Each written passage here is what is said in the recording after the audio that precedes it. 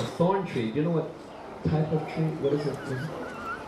Yeah. A sticker tree, but with very, very beautiful flowers in it. And so she went up to that tree to collect its beautiful, fragrant flowers. And as she was reaching up into the tree, her sari was caught in one of the thorns. So she was stuck there. And as she tried to free herself from that, she became stuck in another thorn. And as she tried to move again to free herself from that, she became stuck in another thorn. And in this way she was in a very difficult situation. So she started to call out, "Hey Shaki! Lalita! Vishaka! Come and help me!" But nobody heard her. They were in other parts of Pushpavan collecting flowers. "Rupa Manjari! Come and help me!" But those words were lost in an echo in the valleys of Govardhan Hill. She started to pray to her deity, the sun god, to please help her. And suddenly this being appeared with very, very beautiful and powerful eyes, a very dark complexion, but she wasn't able to recognize who it was. This being came forward towards her. She thought maybe it was a spirit, maybe the spirit of that very tree that had bound her up. So she started to pray to the sun god even more intensely. And then this being came and released her from all of the thorn stickers and disappeared back into the forest. And Radhika was just standing there, stunned. She wasn't able to move. And in that condition, her Shakis found her. "Radhika, what happened to you?" "The bee, the bee." That's all she could say. The Shakis became very worried, very afraid. Something's happened to Radhika. If she goes back to Varshana in this condition, we will never be allowed to come to Pushpavan again. Who is this being? Describe him to us. He was blackish in complexion. That sounds familiar. He had very powerful eyes. Okay, we've heard of that before. And it appears he has stolen your mind, Shaki. What are we going to do? Can't take her back home like this. So Lalita said we have to find that being and get her mind back from him. So they started to enter deeper into the forest. And at one moment, that being appeared before them. And the gopi said, "Aha, just as we expected. Here is that so-called spirit." But this time, he was wearing a mustache as well. And he had some gardening equipment with him. And he said, "Ladies, where did you get those flowers in your basket from?" "We just picked them in the forest." "Yes, that is my point. Do you have anyone's permission to pick these flowers in this forest?" "You are stealing flowers." "We're not thieves." "Yes, you are thieves. Otherwise, how can you stand there with a basket full of flowers and then claim not to be a thief?" Rather, you are the thief. You stole butter, you stole gopis' clothes, you steal people's hearts. You stole our Shaki's mind just now. Don't call us as thieves. But Krishna said, "But you are destroying the gardener." And he said, "But you are destroying this forest." And the gopi said, "If anyone destroys the forest, it's you with all of your cows that come in and crush and break everything." And then the gopi said, "Actually, this forest belongs to Srimati Radharani." And the gardener, he says, "How can you say that?" "Yes, this forest is called Vrindavan, and Radhika is Vrindavaneshwari. She is the queen of Vrindavan. So everything in this forest belongs to Radha, and if anyone is a thief, if anyone is guilty of anything, any misconduct, it's you." And Lalita, she just grabbed Radharani and said, "Let's go. We don't want to waste time with this person." And so, as they were about to leave, Krishna, he asked, "Everything in this garden belongs to Radha?" "Yes." And they turned to make their exit. And then Krishna says, well, "I have one more question. Does everyone in Vrindavan belong to Radha?" And Rupa Manjari said, "Yes." And then Krishna, he said, "Well, I'm sorry. I was mistaken. I was employed here as a gardener, representative of the king, and I was working here as his representative. But if you're telling me that she is the ruler here, then I understand that I'm in the wrong job. And so I would like to ask the queen if I can have some employment, if there's any work that I can do, if there's any job that I can have, if everything here belongs to her and everyone here belongs to her, then I'm also her subject. And the gopi said, we'll consider it. No, but you can't leave without giving me any service. And so Lalita said, what service would you like? And Krishna, his face lit up with a great smile. He said, I would like the service of combing and decorating Srimati Radharani's hair. And the gopis, they looked at each other. Such an intimate and loving service. I don't know if we can agree that he would have such service. And then they looked at Srimati Radharani. Shama Sundar, he's asking for the service of combing and decorating your hair. He's begging at your lotus feet most humbly that you will agree to give him this service. To the ground in approval. So Krishna, he was in complete ecstasy. Srimati Radharani, she sat down on a very excellent seat, and Krishna said, okay, so I will collect some beautiful flowers to decorate her hair. And the gopi said, no need, we have so many nice flowers here. And so Krishna, he untied Radharani's hair, and he took a jeweled comb, and he started to comb Srimati Radharani's hair, and then he divided it into different sections, and then he started to braid that hair in a very excellent, beautiful design. All of the gopis, they were very happy seeing Krishna's skill. And then Krishna, he took pearls and he wove them into that braid. And he took a diamond lotus flower and he tied that at the end of the braid. And he tied beautiful jewels at the front of her hair. And he tied a beautiful chandrika at the front of her hair.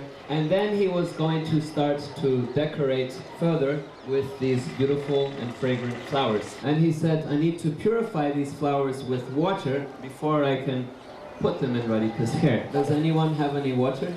No, I don't have. Нет, никого не было. Lalita, she asked, Rupa Manjari, do we have any water here? Rupa Manjari said, we have grape juice, we have pomegranate juice, but we don't have any water. No, we cannot use grape juice to purify the flowers. Krishna said, okay, I'll run down quickly to Manasi Ganga and I'll bring some water to purify the flowers. Radha said, no, after such a long period of time and after overcoming so many obstacles, finally I have your company and you want to go off to Manasi Ganga. You cannot go. Krishna said, okay, so maybe we will go together and I'll decorate, I will complete the ornamentation of your hair there. No, I'm too tired. Okay. Radharani wasn't giving him many options.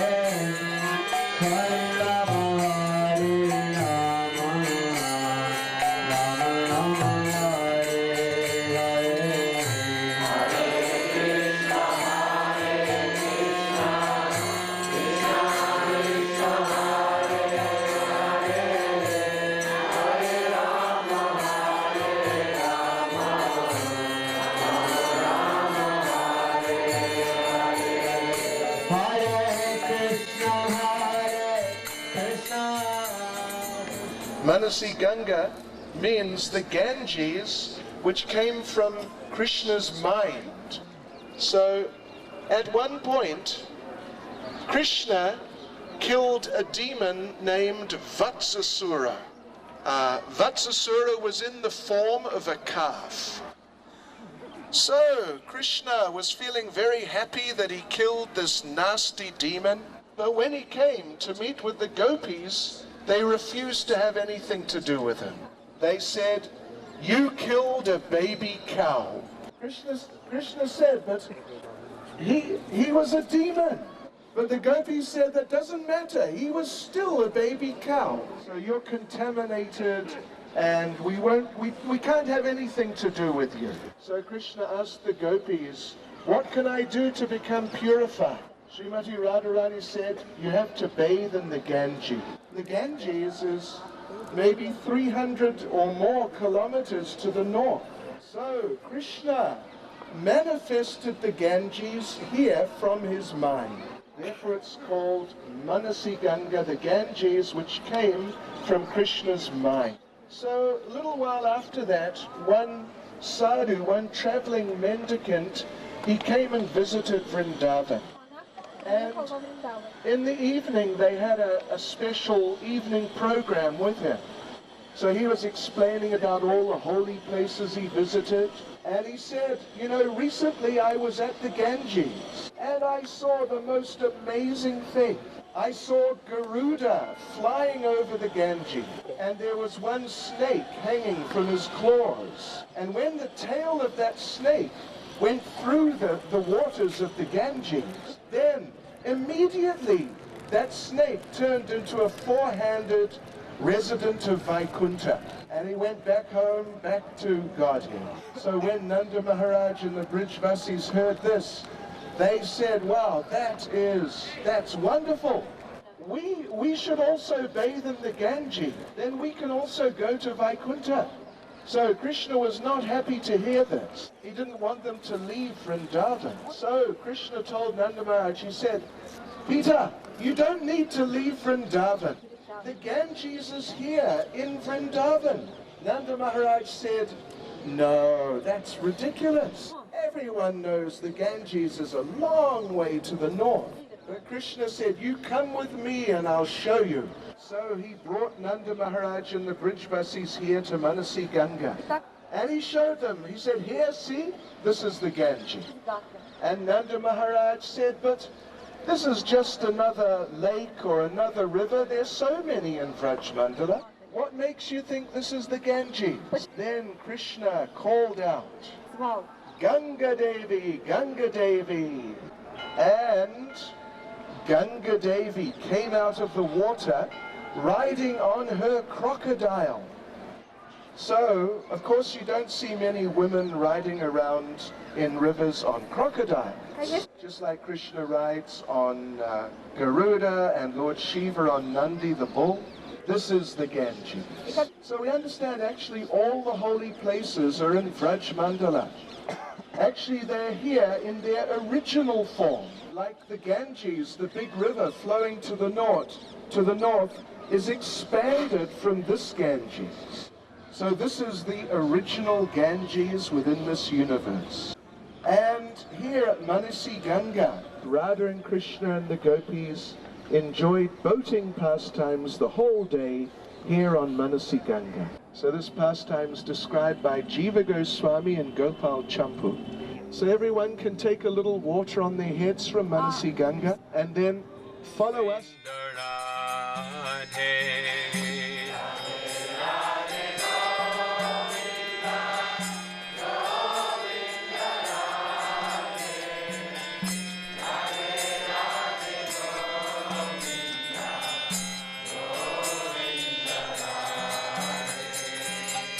Radhe Radhe Govinda Govinda Radhe Radhe Radhe Govinda Govinda Radhe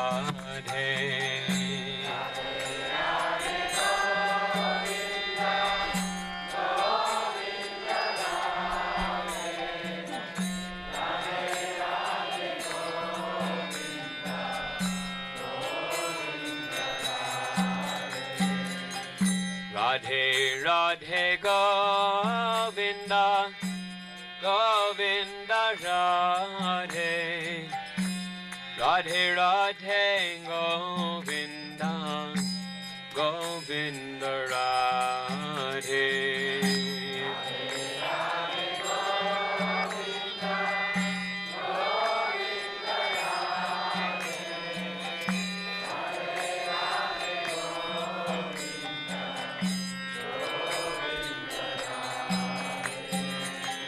Radhe Radhe Govinda, Govinda Radhe, Radhe Radhe Govinda, Govinda Radhe.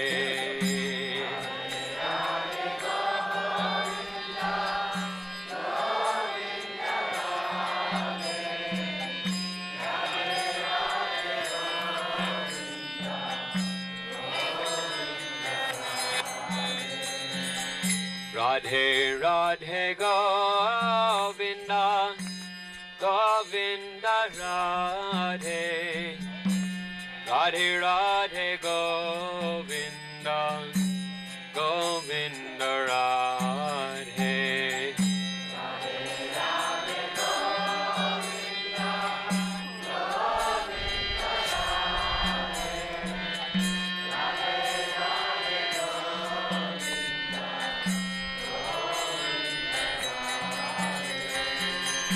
Radhe Radhe Govinda, Govinda Radhe, Radhe Radhe Govinda, Govinda Radhe.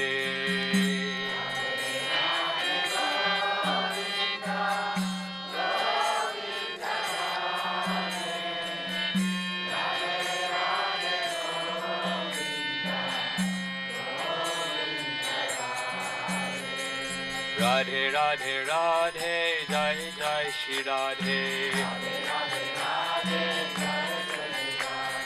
Radhe Radhe Radhe, Jai Jai Shri Radhe. Radhe Radhe Radhe, Jai Jai Jai Shri Radhe. Radhe Radhe Radhe, Jai Jai Jai Shri Radhe.